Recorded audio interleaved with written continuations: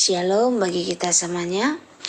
Firman Tuhan untuk kita hari ini dari 1 Timotius pasal 6. Semua orang yang menanggung beban perbudakan hendaknya menganggap Tuhan mereka layak mendapat segala kehormatan, agar nama Allah dan ajaran kita jangan dihujat orang.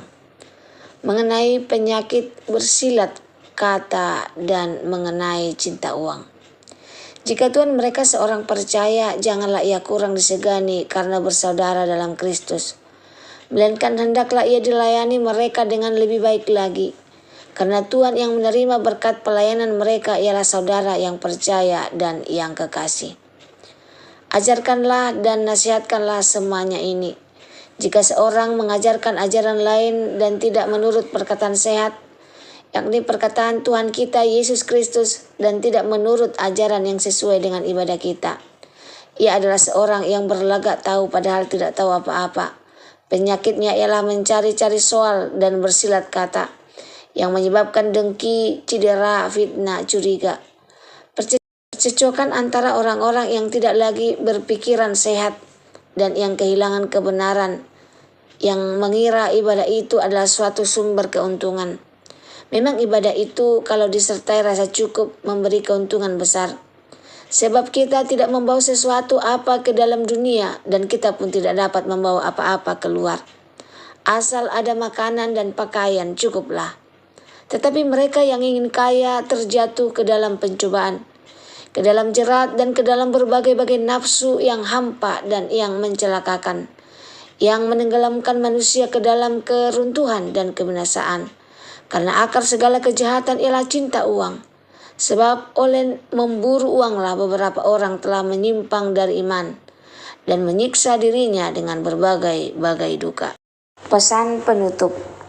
Tetapi engkau, hai manusia, Allah, jauhilah semuanya itu. Kejarlah keadilan, ibadah, kesetiaan, kasih, kesabaran, dan kelembutan.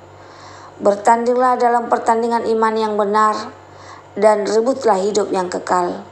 Untuk itulah engkau telah dipanggil dan telah engkau ikrarkan ikrar yang benar di depan banyak saksi. Di hadapan Allah yang memberikan hidup kepada segala sesuatu, dan di hadapan Kristus Yesus yang telah mengikrarkan ikrar yang benar itu juga di muka Pontius Pilatus. Kuserukan kepadamu, turutilah perintah ini dengan tidak bercacat dan tidak bercela, hingga pada saat Tuhan kita Yesus Kristus menyatakan dirinya, yaitu saat yang akan ditentukan oleh pengusaha, yang satu-satunya dan yang penuh bahagia, Raja di atas segala raja dan Tuhan di atas segala Tuhan. Dialah satu-satunya yang tidak takluk kepada umat, bersemayam dalam terang yang tak terhampiri. Seorang pun tak pernah melihat dia, dan memang manusia tidak dapat melihat dia. Baginya lah hormat dan kuasa yang kekal. Amin. Peringatkanlah kepada orang-orang kaya di dunia ini, agar mereka jangan tinggi hati dan jangan berharap pada sesuatu yang tak tentu seperti kekayaan, melainkan pada Allah yang dalam kekayaannya memberikan kepada kita segala sesuatu untuk dinikmati.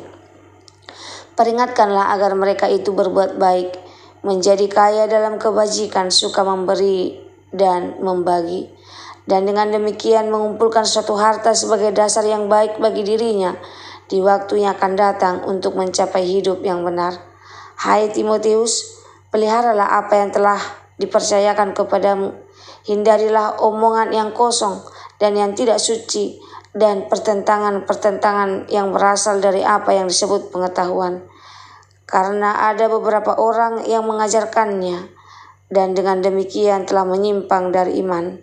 Kasih karunia menyertai kamu. Shalom bagi kita semuanya. Firman Tuhan untuk kita hari ini dari 1 Timotius pasal yang ke-6. Kekayaan yang sebenarnya. Hidup yang menghormati Tuhan. Paulus mengajarkan bahwa dalam kondisi apapun, termasuk sebagai hamba pada zaman ini, orang percaya harus tetap hidup dengan hormat. Prinsipnya jelas, hidup kita membawa nama Tuhan. Sikap, cara bekerja, cara melayani, semuanya mencerminkan Kristus. Bukan posisi kita yang menentukan kemuliaan Tuhan, tapi sikap hati kita. Dimanapun kita ditempatkan, bekerjalah seperti untuk Tuhan. Selanjutnya, waspada terhadap ibadah yang salah arah.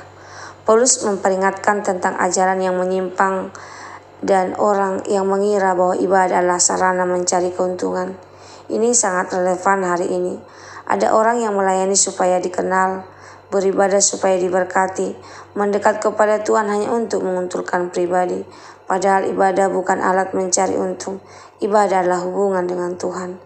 Selanjutnya, rahasia hidup berkecukupan. Ayat yang sangat terkenal karena akar segala kejahatan adalah uang. Perhatikan, bukan uangnya yang jahat tapi cinta uang. Uang adalah alat, tetapi ketika uang menjadi tuan, iman menjadi korban. Paulus berkata, kita tidak membawa apa-apa ke dunia dan tidak bawa apa-apa keluar. Artinya semua yang kita kejar di dunia ini sementara. Kekayaan sejati bukan soal berapa banyak yang kita punya, tetapi apakah kita cukup? Tapi apakah hati kita cukup? Orang yang cukup hatinya adalah orang yang paling kaya.